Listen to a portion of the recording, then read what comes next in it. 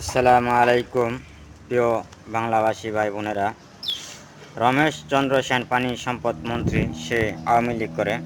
এই জন্যে আমার মনে হয় ভারতের কাছে সংখ্যালঘু, অর্থাৎ বিচারপতি এস.কে. সিনহা, সে আওয়ামী লীগ করতো না, সঠিক একটি রায় দিয়েছিল, তাকে ঘাড় ধরে নামিয়ে দিয়েছে ভারত, তাকে সংখ্যালঘু বলে নাই, কোনো প্রতিক্রিয়া জানায় নেই।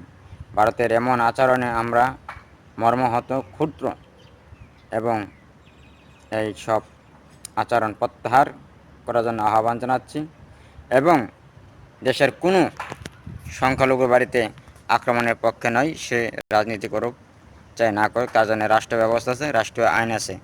এইসব কাজ যারা করেছেন অবশ্যই ঘৃণিত কাজ করেছেন। আছেন 2009 থেকে 2014 পর্যন্ত তিনি পানি সম্পদ মন্ত্রী হিসেবে দায়িত্ব পালন করেন। তিনি 1997 সালের 18 ফেব্রুয়ারি উপনির্বাচনে ঠাকুরগাঁও 1 আসন থেকে প্রথম এই মন্তব্য করেন তিনি।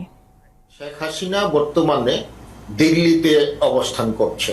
ব্রিটেন শেখ হাসিনার ওখানে আশ্রয় নেওয়ার প্রার্থনা নাকচ করেছে।